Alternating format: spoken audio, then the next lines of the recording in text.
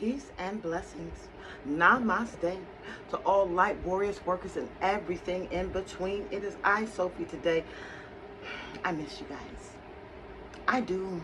I do. Especially those of you who I have connected with personally. That we keep each other encouraged during this journey. That we inspire one another to keep the faith and to keep moving forward despite of.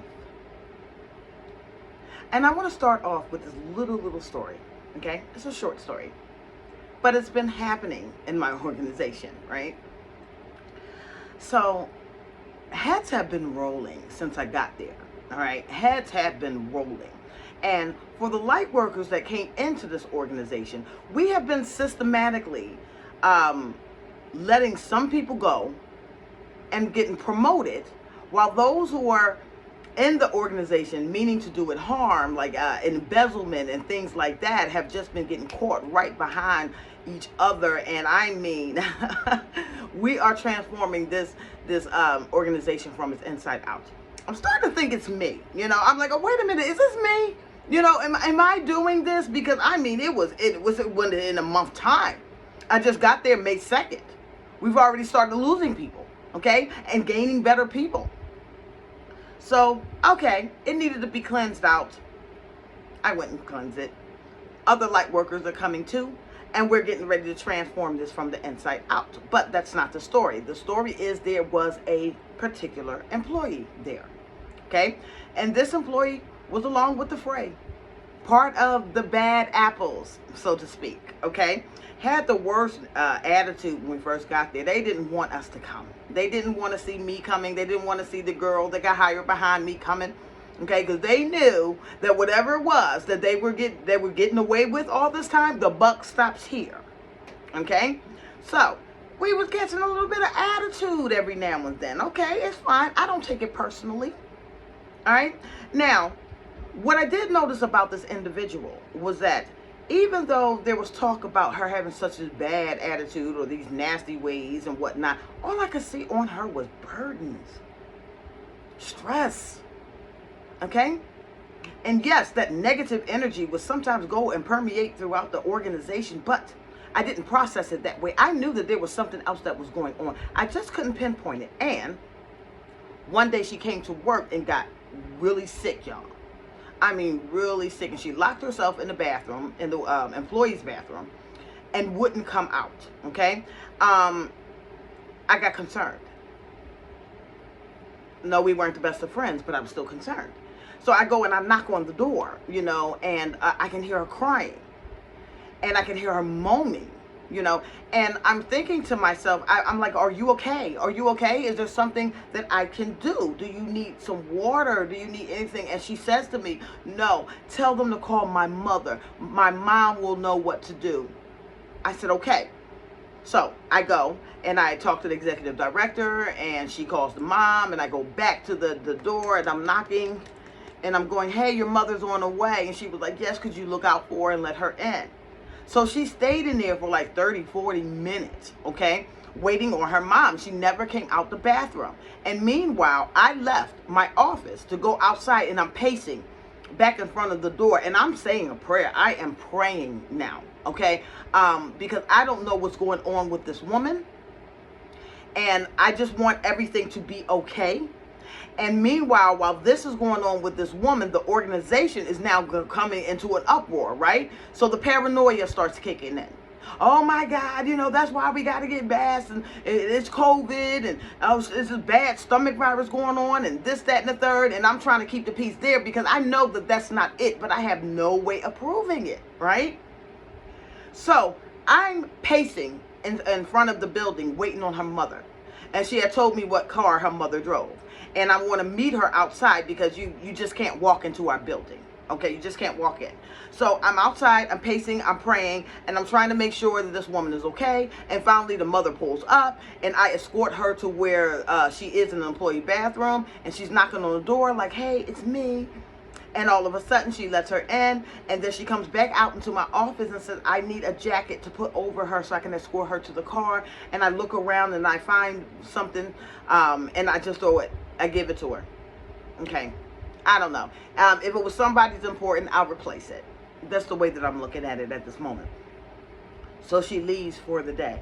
Now, when she leaves for the day, all the employees are talking now, right? Everybody's talking now. Well, there was this virus that was going on and it's making people sick and this, and we got to spray down with Lysol, and the cans is going everywhere and everybody's spraying, and I'm just sitting in my office like, I need to talk to the divine. I need to know what's going on. Should I be concerned? So the next day, she came to work. And when she came to work, she came to my office and said, I want to buy you breakfast. And I said, why? And she said, for taking care of me. And I want to thank you for taking care of me. No. And I'm telling her, that's not necessary. I just want to make sure that you're okay. And are you feeling good enough to be at work today? And she's like, yes, I got over it. She was like, her father had died like 2 months ago or something to that effect. 2 months ago or maybe 3 months ago. But whatever it is, it was piling up, and I just started to see that was adding to the stress on the body. So when she left, I just went back to work. I didn't take the breakfast, but then the clairsentience kicked in. Oh, here we go. And those who you are clairsentient, you know exactly what I'm talking about. So I feel the burning in the heart, okay? And I feel the chills on the arms. And I'm like, okay, who's here? Because when that happens, there's either an angel or an ascended master. Somebody's coming to talk to me. So I'm feeling that. I got the clairsentience. I disengage from the computer. I close my eyes. Take a breath. Try to yawn out the energy. And guess who's there? An angel and her father. Now, the reason why they're both there is because sometimes when souls freshly transfer over, they can come back to visit, okay? Typically, there's a waiting period, but they can come back to visit while they're with an angel escort. Excuse me. This is done when the soul is too young and has not practiced detachment at that time. They have to have an angel escort so that they can have a limited time to converse with a loved one that's there, and then they have to go back, because the longer that they stay on the realm, the more attached they become. Okay, and this is something that we have to learn as a collective when we're releasing the ancestors and getting them to cross over, so that you're not sitting around with a bunch of ghosts or unevolved souls. Okay, yes, you can have spirit guides and things of that nature, but you want them to be evolved and already detached from this world.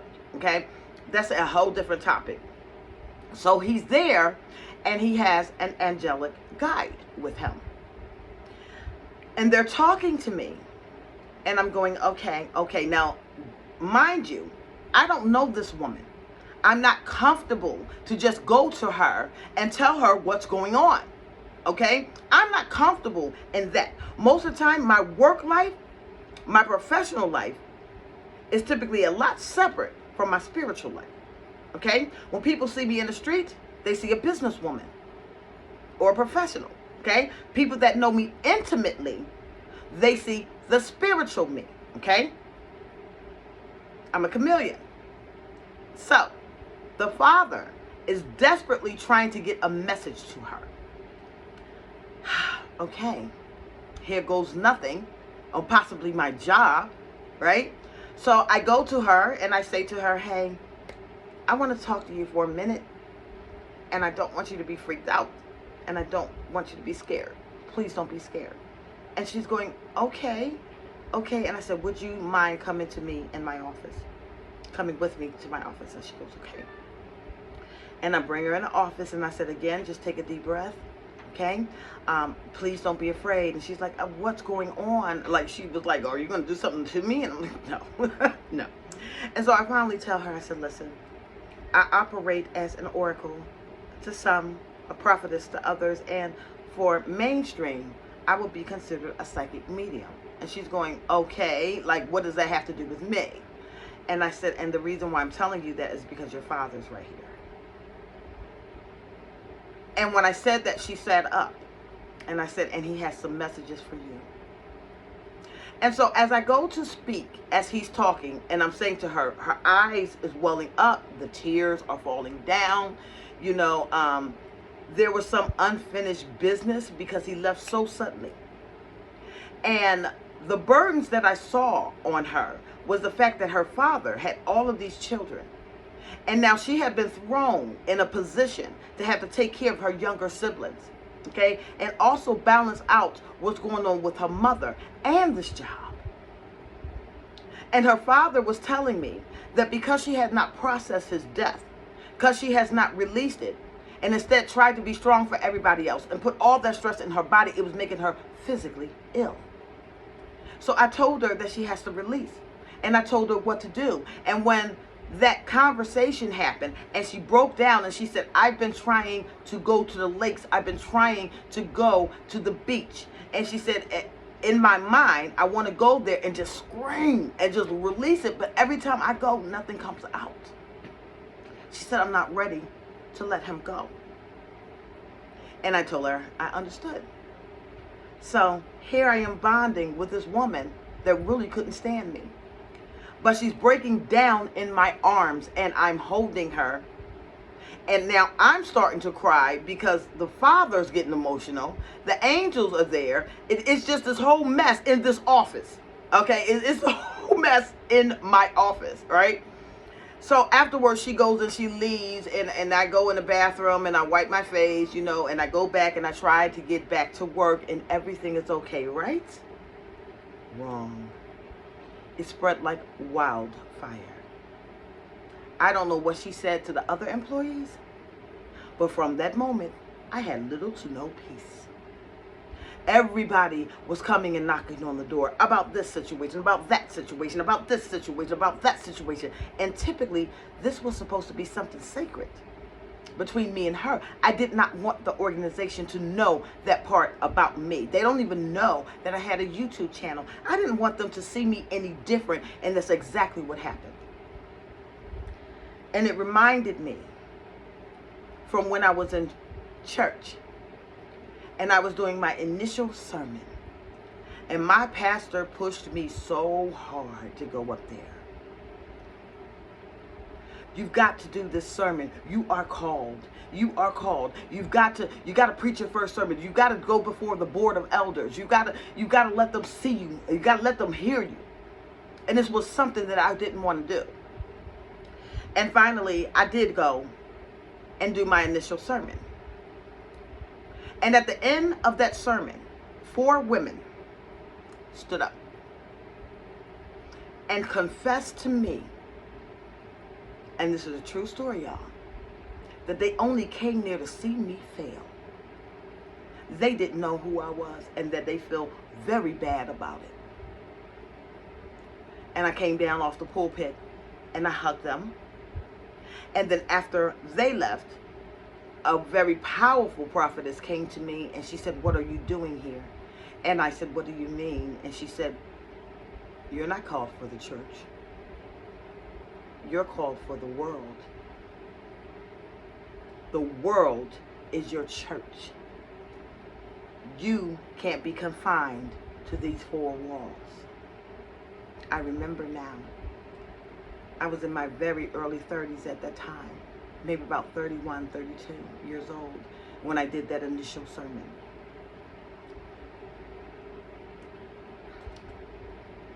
I'm leading somewhere with this.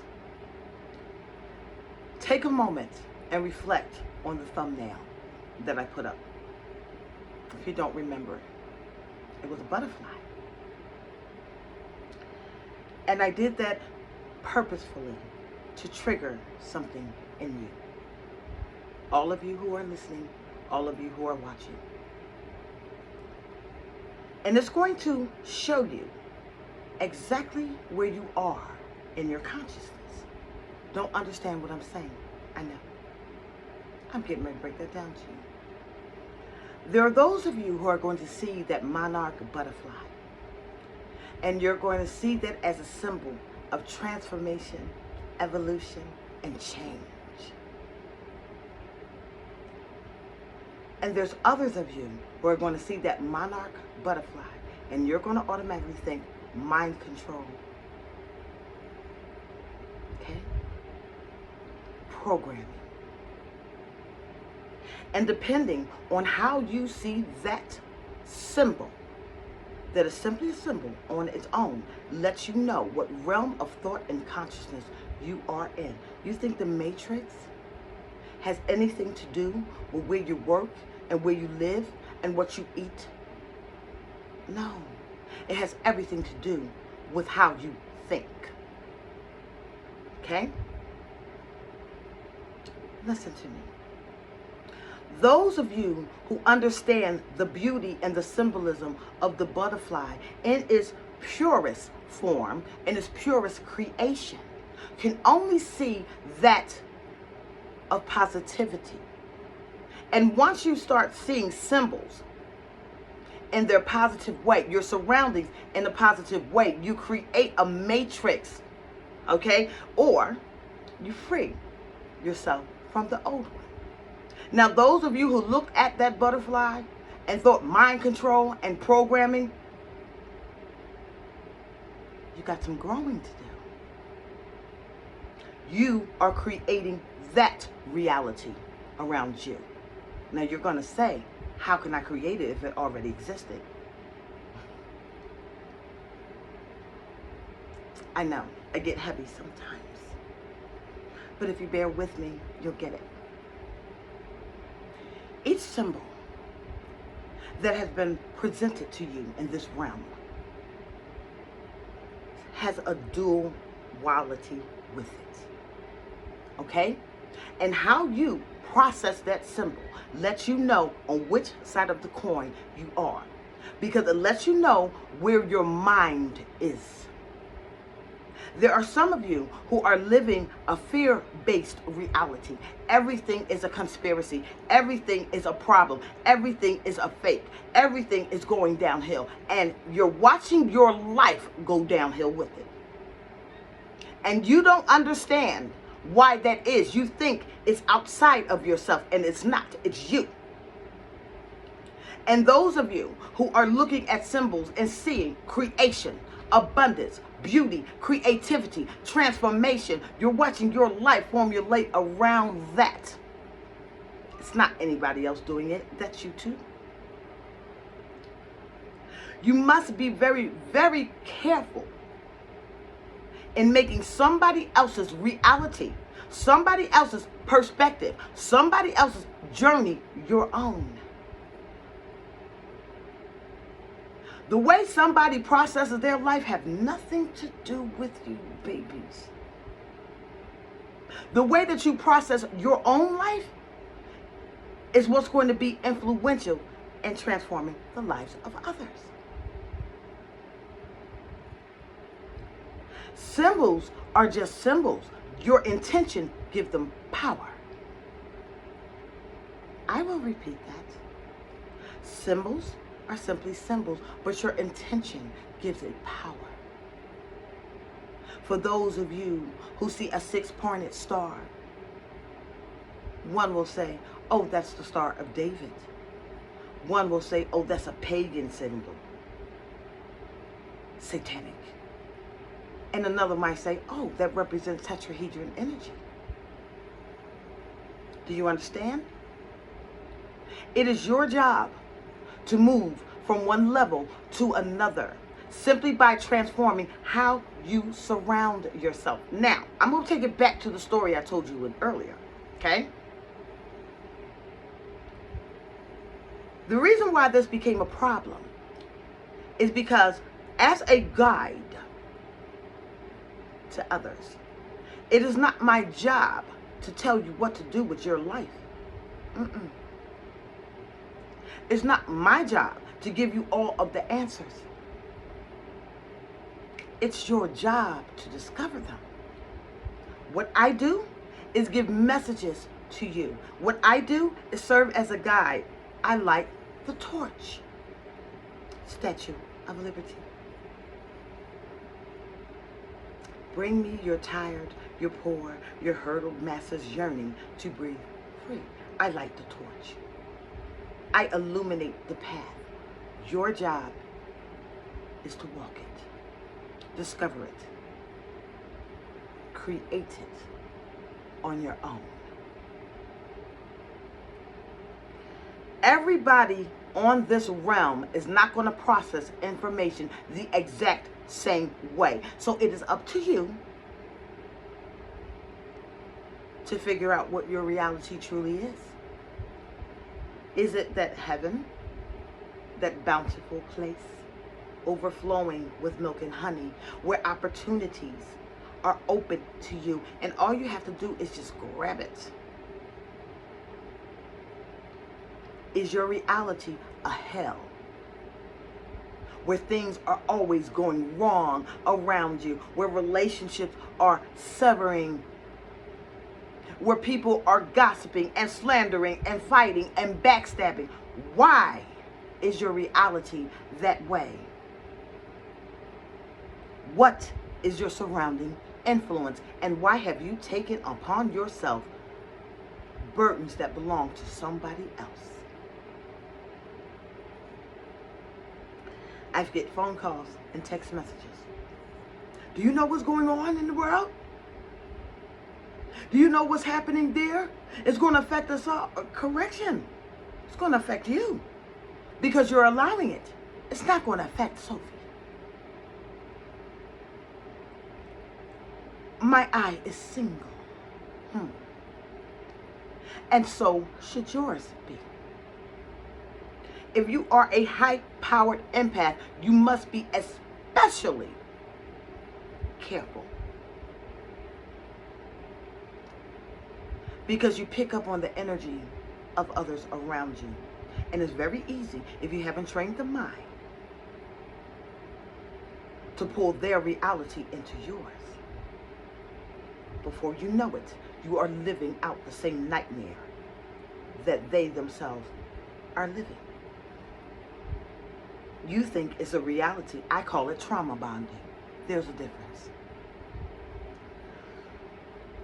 The moment you decide to stop living your life through the eyes of what people are saying, what people are thinking, is the moment that you truly start to discover your sovereignty. Get rid of outdated beliefs and expectations of what something should look like. Some of our ancestors had the exact same problem, you know. People judging them, not knowing who they were, and getting themselves into a lot of trouble. The only person you should be judging is yourself.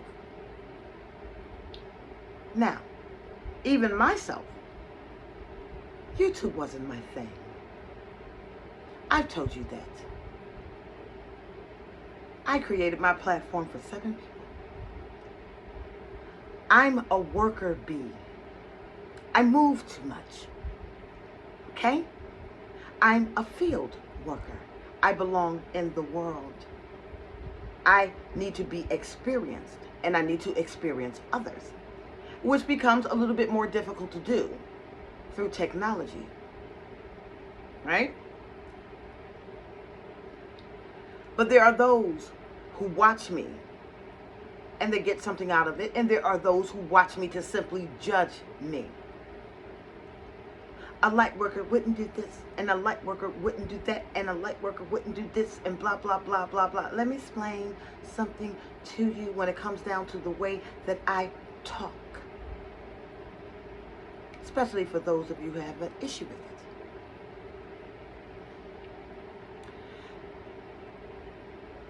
I wasn't always supposed to be nice. There are times when I'm going to speak and it is going to be fire. Dragon fire.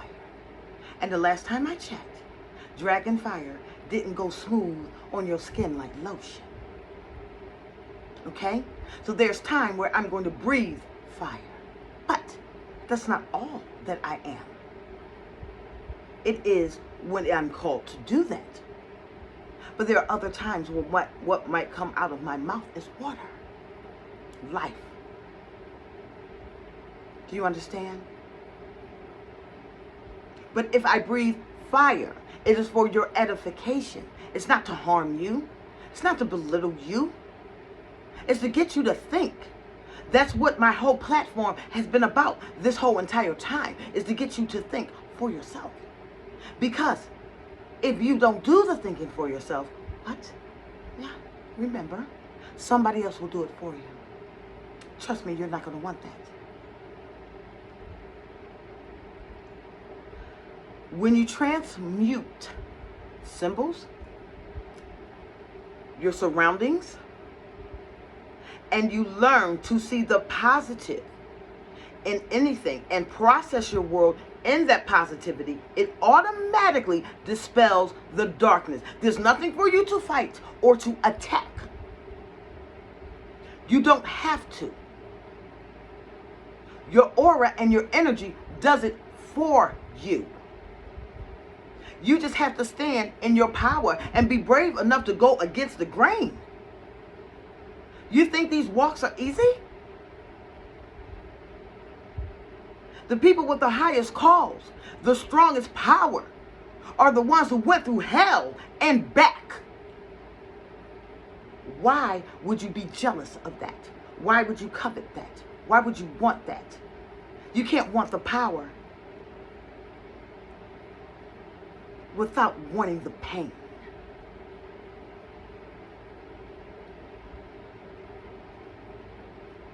And if you are going through pain,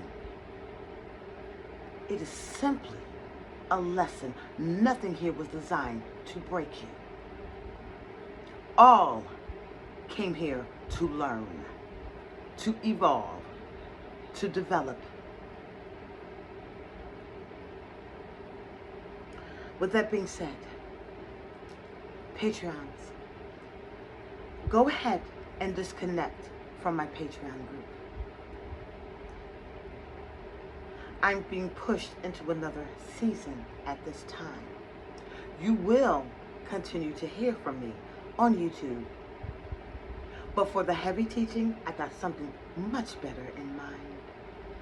And you'll be getting email invites from me, because I have to narrow down to talk to those who understand. Okay? People don't like what I have to say. It is an acquired taste. I get it. I'm not for everybody. Nor have I ever claimed to be. Nor would I want to be. But what I'm getting ready to enter into now is going to be a lot of heavier teaching, but it's only for a specific audience. Because we got some work to do. Whatever you give your energy to is what you're going to manifest in your life. So you better make the decision and the choices for your betterment. You can't help everybody. You can only show them how to help themselves. You can be the example for others. But in the end, they all make their choice. How did you process the butterfly? Be honest with yourself now. What did you see? And what you saw will let you know if the mind is still matrix bound or if the mind is expansive. Again, the matrix isn't just a system. It is a consciousness. It is a realm of thought. And you can either be bound to it by listening to what this group of people say versus what that group of people say. Or you can be your own boss. What do you say? What does God say?